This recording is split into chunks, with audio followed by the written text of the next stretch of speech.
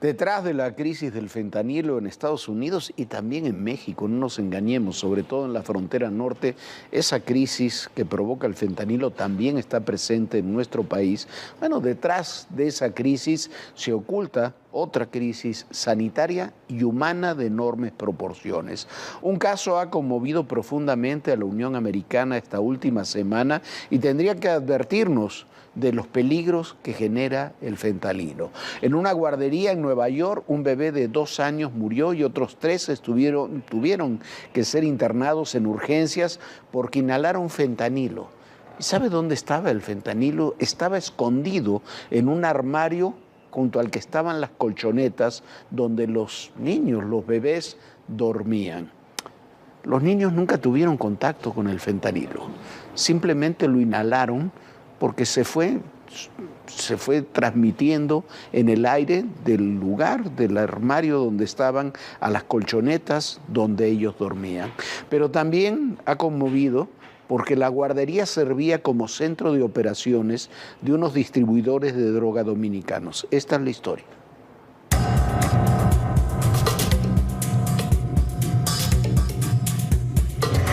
Son 110,000 muertes por sobredosis en el último año, 70,000 por fentanilo. La crisis de este opioide sintético ha tocado las fibras más sensibles de la sociedad estadounidense. Las historias sobrecogedoras se repiten por miles, pero una ha simbrado todos los sectores de la Unión Americana. I'm here to announce federal charges in a case that has shocked the conscience of the city, already reeling from the devastating effects of the fentanyl epidemic. On September 15th, 4 innocent babies were poisoned by fentanyl at a daycare center in the Bronx. One of those babies has died. Ocurrió en el 2707 de la avenida Morris, en el Bronx, Nueva York. Un bebé de 1 año murió en la guardería Divino Niño por inhalar fentanilo. Nicolás Dominici, quien apenas cumpliría 2 años en noviembre, y otros 3 bebés resultaron intoxicados por la droga. Se les tuvo que aplicar Narcan, un medicamento de emergencia para revertir sobredosis de opioides. Luego de inspeccionar el domicilio, policías encontraron 1 kilo de fentanilo en un closet junto a las colchonetas donde dormían los niños. This substance is so dangerous. Just a small amount. That little corner right there, the size of a penny, that little corner you see here is enough to kill an adult. Son guarderías domiciliarias que cuentan con permisos para cuidar niños mientras sus padres trabajan. 9 días antes de la tragedia, inspectores de salud llevaron a cabo una inspección sorpresa en la guardería. De acuerdo con su reporte, no identificaron alguna violación a la lista de verificación de 40 puntos. Según las autoridades, los inspectores de guarderías no estaban capacitados para buscar fentanilo.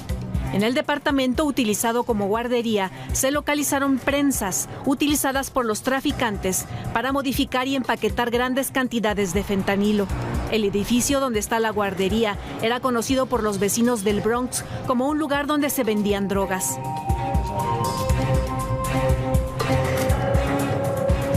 Pese a los decomisos de toneladas de dosis en la frontera entre México y Estados Unidos, el consumo de fentanilo sigue avanzando debido a la facilidad con la que es traficada esta droga y sus precursores. Por cada kilo de fentanilo puro, se pueden producir hasta 1 millón de dosis con utilidades superiores a los $2 millones. El mismo día de la tragedia, Estados Unidos incorporó a China a la lista negra de los países relacionados con la producción y tráfico de droga. Pese a que son públicos los nombres de los principales productores y exportadores de fentanilo ilegal desde China, ninguno ha sido detenido. Sus empresas siguen operando con normalidad, lo mismo que sus sistemas de transporte. Pero no se trata solo de China. India comienza a tener un papel cada día mayor en este proceso ilegal. En ese país existe una enorme industria que incluye 11,000 laboratorios, 10,000 fábricas de medicamentos y 3,000 cadenas farmacéuticas que operan sin ninguna normatividad especial para la producción y venta de fentanilo y sus precursores. Con esta infraestructura se puede comprar legalmente y trasladar el fentanilo a cualquier lugar para después introducirlo a México y convertirlo en dosis de la droga.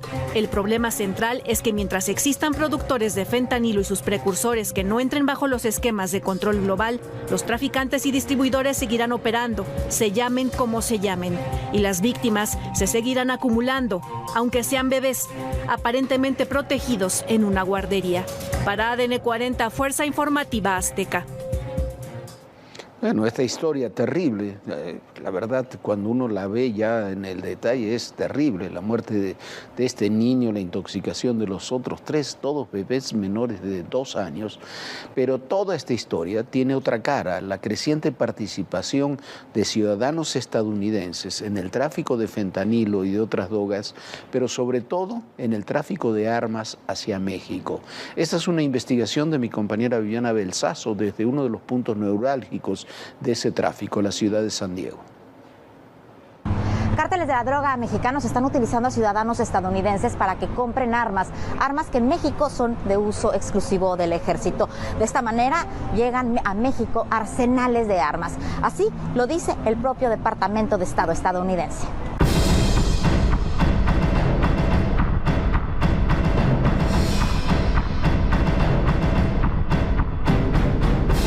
Los cárteles de la droga mexicanos han encontrado una forma de abastecerse de armas.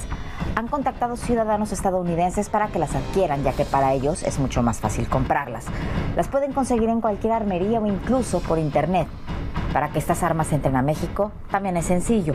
Hay muchos puntos en la frontera mexicana que están poco vigilados. Es más, en ciertos puntos ni siquiera te piden papeles para ingresar a nuestro país.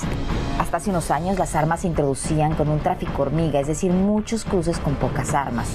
Ahora, estos envíos a México se han sofisticado y se mandan decenas de armas en cada cruce de frontera.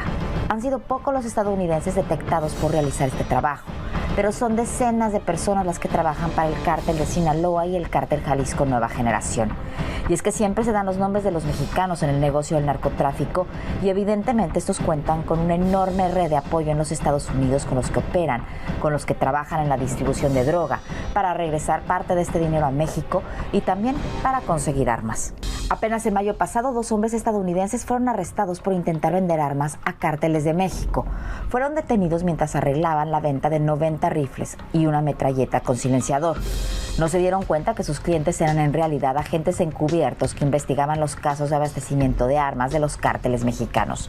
Los agentes se hicieron pasar por miembros de un cártel mexicano de droga y habían establecido contacto con los sospechosos desde 2021. Estas 2 personas del estado de Ohio le dijeron a los agentes encubiertos que podrían conseguir rifles AR-15, AK-47 y que también vendían cocaína y fentanilo al mayoreo.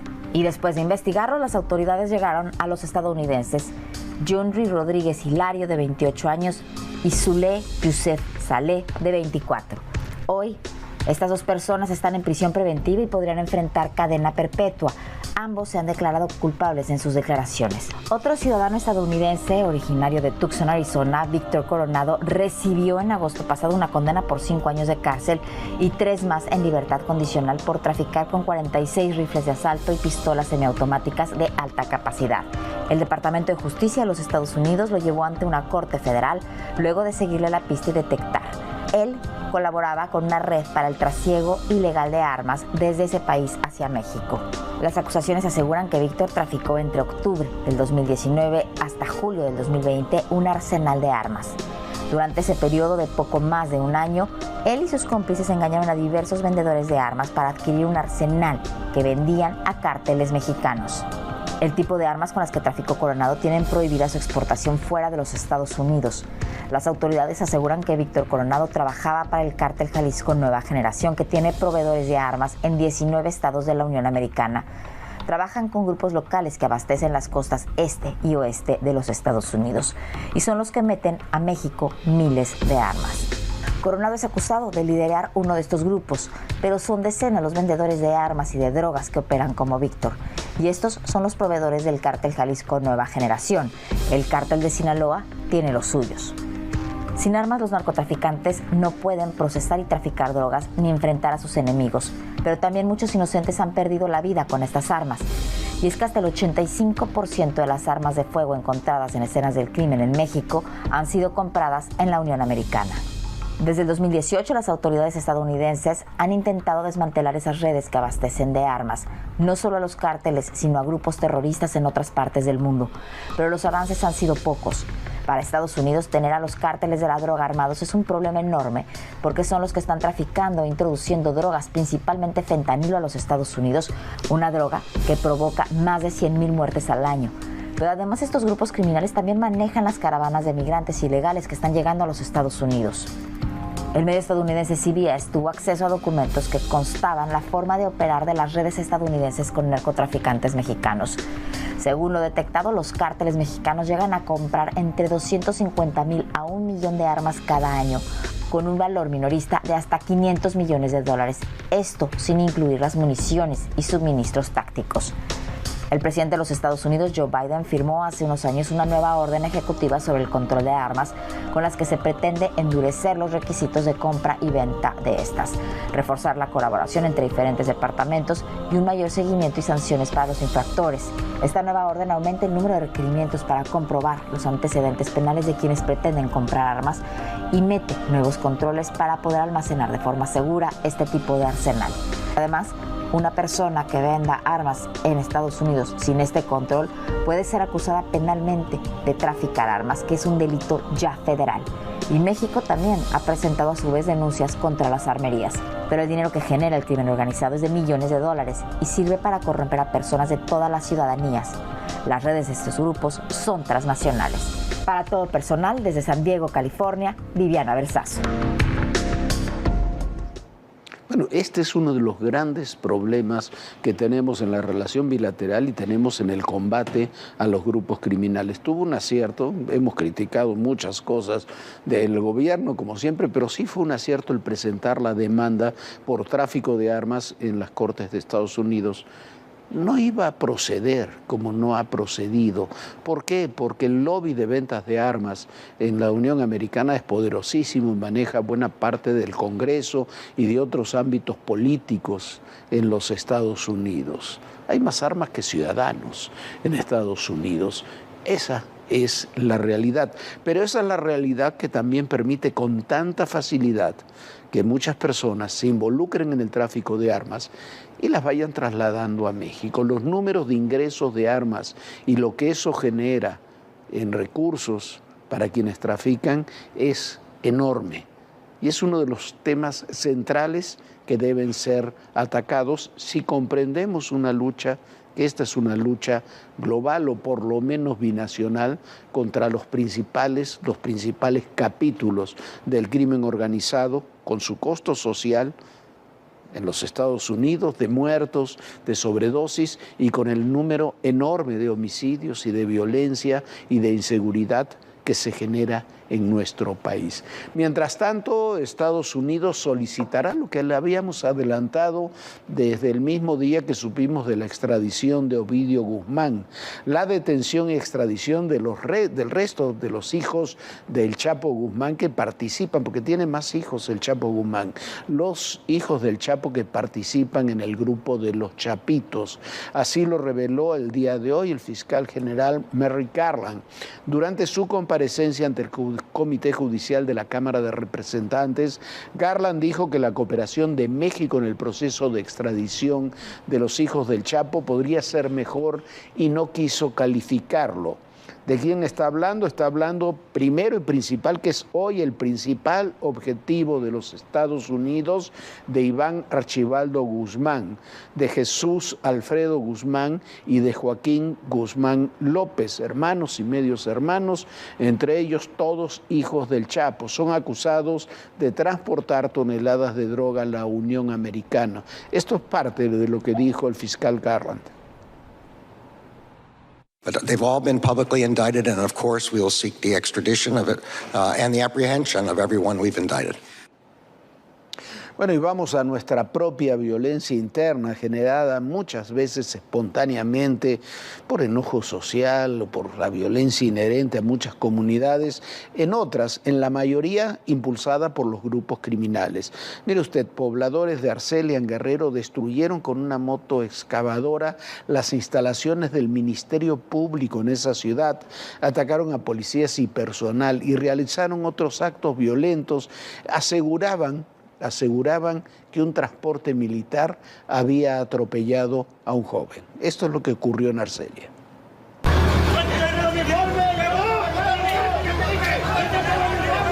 Es la región de Tierra Caliente, en Guerrero. Elementos del ejército ahuyentan a un grupo de ciudadanos y supuestos transportistas que los mantenían replegados en calles del municipio de Arcelia.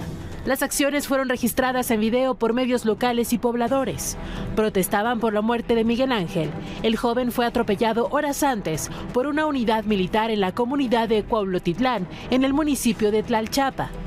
Para evitar una confrontación, los soldados tuvieron que realizar disparos al aire y contra un camión de volteo que fue atravesado en la calle Ignacio Manuel Altamirano, en el centro de Arcelia, para impedir su salida.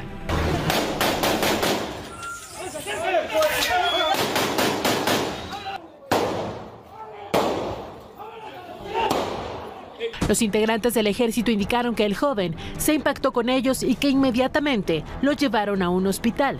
Sin embargo, por la gravedad de las heridas, murió. Un familiar se acercó a uno de los oficiales preguntando por las pertenencias de Miguel Ángel.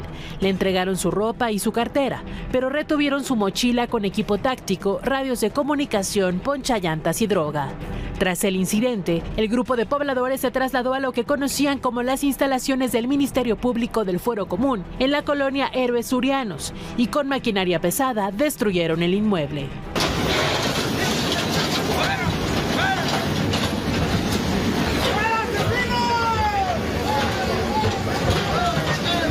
Un reporte de la Fiscalía Regional de Tierra Caliente señala que el inmueble no es propiedad de la Fiscalía de Guerrero. Durante una temporada se rentó, pero actualmente el Ministerio Público de Arcelia opera en una unidad móvil. En las últimas semanas, varias zonas de Guerrero han sufrido un incremento en la violencia. De acuerdo con las autoridades, una veintena de grupos criminales y 3 cárteles se disputan los 81 municipios que conforman el estado, considerado clave en la producción y tráfico de droga a Estados Unidos. Hay que ponerle un nombre, un rostro.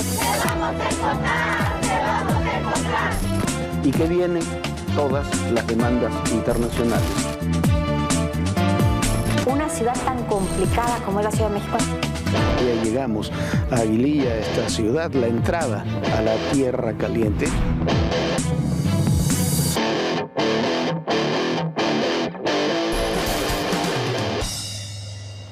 El asesinato de la jovencita Ana María, que fue estrangulada en su domicilio, y la detención de su novio Alan, acusado de ese crimen, los dos de apenas 18 años, sigue generando tanta indignación como controversia.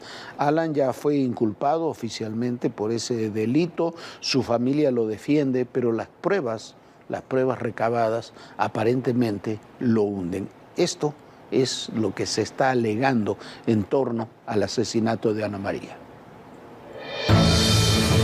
El feminicidio de Ana María Serrano, ocurrido el 12 de septiembre, sigue generando reacciones.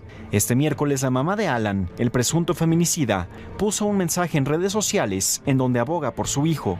En un video de 1 minuto y 44 segundos, la señora Erika Romero asegura que Alan, de 18 años de edad, es un estudiante con honores y excelente persona porque fue educado con valores. Quien nos conoce sabe que Alan es una persona honorable, respetuosa, buen hijo. Estos valores nos definen como familia, estos y muchos más. Alan es un muchacho limpio, estudioso, que tiene excelentes amistades. También hizo un llamado para que la gente no se deje influir por las redes sociales y juzguen a su hijo sin elementos. Es muy fácil caer en las olas de información que dictan sentencias, juzgan sin elementos y hacen afirmaciones de manera a la ligera. Este caso es muy lamentable. Nos da la oportunidad de voltear a ver a nuestros hijos que nos envían señales de ayuda. De acuerdo con la investigación de la Fiscalía del Estado de México, el 12 de septiembre, Alan visitó a Ana María en 3 ocasiones en su casa, en el fraccionamiento Condado de Sayavedra, una zona exclusiva en Atizapán de Zaragoza. En su tercer ingreso, alrededor de las 6 de la tarde, la víctima se encontraba sola en casa, situación que habría aprovechado el presunto feminicida para asfixiarla hasta provocarle la muerte. Este martes, un juez vinculó a proceso a Alan. Durante la audiencia, el Ministerio Público dio a conocer varios mensajes, algunos relacionados con amenazas a la joven por parte del imputado. Sí, narró todas las pruebas, ¿no? Incluyó los testigos, incluyó fotografías, incluyó videos y la declaración del personal doméstico y un vecino que estuvo presente y fue el primero que tuvo acceso al domicilio de los hechos. No hay crimen perfecto y creo que a partir de ahí vamos a tener elementos para investigar. Alan habría escrito haciéndose pasar por Ana María. Para ello, robó la computadora de la víctima, ingresó a sus redes sociales y desde ahí envió mensajes a la mamá de Ana María para dar la impresión de que su muerte se trató de un suicidio. Será hasta el 18 de diciembre cuando se cierre la investigación. Mientras tanto, se aportarán más pruebas que demuestren la presunta responsabilidad de Alan en el feminicidio de Ana María. Este es apenas el inicio de un doloroso camino para su familia. Acaba de entrar a medicina, quería ser cardióloga, que le había dicho a la abuela que le iba a cuidar el corazón, que no se preocupara. Alan permanecerá preso en el penal de Barrientos mientras transcurren los 3 meses de la investigación complementaria.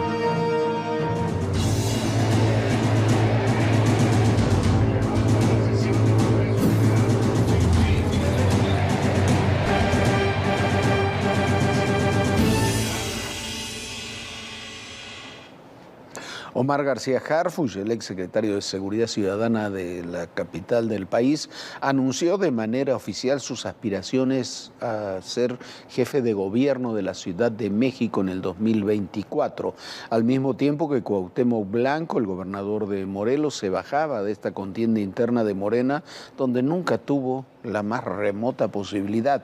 También hubo actividades de quienes buscan la presidencia de la República.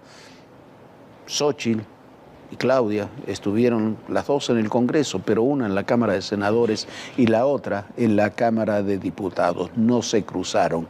Aquí parte de lo ocurrido este día. Omar García Harfuch hizo oficial sus aspiraciones para coordinar los comités de defensa de la Cuarta Transformación en la Ciudad de México. Dijo que gracias a su paso al frente de la Secretaría de Seguridad Ciudadana, pudo conocer las necesidades que tienen los capitalinos. De igual forma, estoy convencido que el servicio público significa gobernar para todas y para todos sin distinción alguna.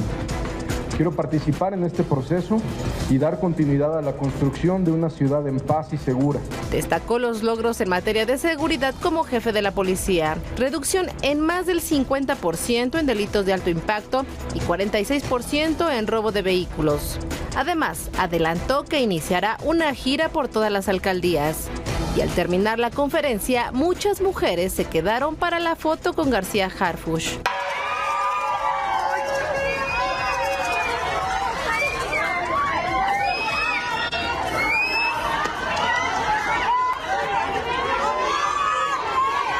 Mientras que a través de redes sociales, Cuauhtémoc Blanco anunció que se baja de la contienda para buscar la Ciudad de México. Con una foto donde aparece junto al presidente López Obrador, indicó que seguirá trabajando coordinado y apegado al liderazgo del mandatario y de Claudia Sheinbaum. Apenas el pasado 13 de septiembre había anunciado que buscaría participar en el proceso interno de Morena rumbo al 2024. Por lo pronto, el proceso en la Ciudad de México dentro de Morena está con Omar García Harfuch, Clara Brugada, Ricardo Peralta, mientras que Monreal y Blanco ya se bajaron. La oposición está con Santiago Taboada, Lía Limón, Kenia López, Sandra Cuevas, Luis Cházaro, Adrián Rubalcaba, Cintia López y Mariana Moguel Robles. Por Movimiento Ciudadano está Salomón Chertorivsky. A nivel federal, rumbo al 2024, Marcelo Ebrard sostuvo un encuentro a puerta privada con legisladores afines a su campaña y el coordinador de la bancada de Morena en la Cámara de Diputados, Ignacio Mier. En el Senado estuvo Claudia Sheinbaum, donde convocó a la unidad con los senadores de su partido.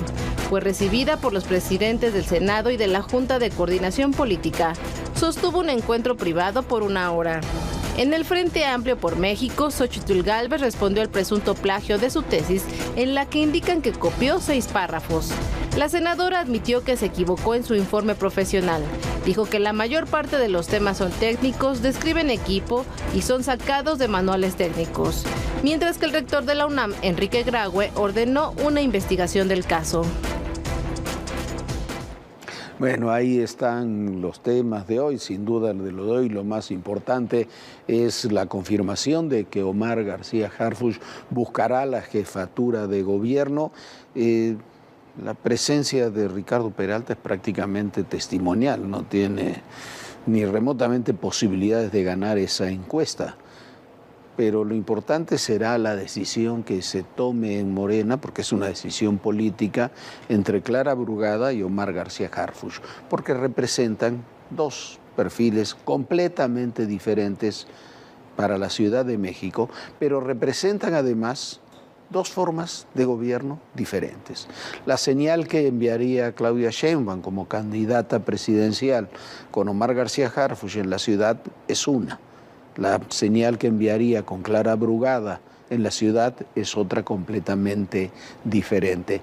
Por lo pronto, Omar García Harfuch ya se presentó, ya participará y tiene toda la apariencia de ser el candidato que sale con ventaja en este proceso. Pero aquí la guerra, la batalla, los enfrentamientos no son de la oposición con García Harfuch. Aquí es una batalla interna dentro de Morena que será el propio Morena el que tendrá que dilucidar.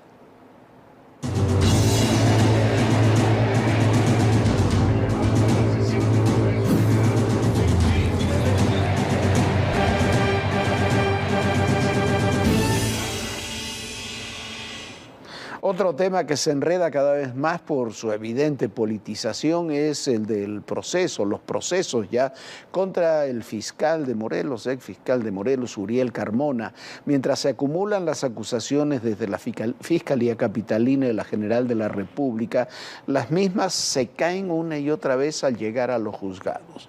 Para el presidente López Obrador, esto es una muestra de la corrupción de los jueces. Para los jueces, lo que sucede es que no se acreditan los delitos que se le imputan a Carmona.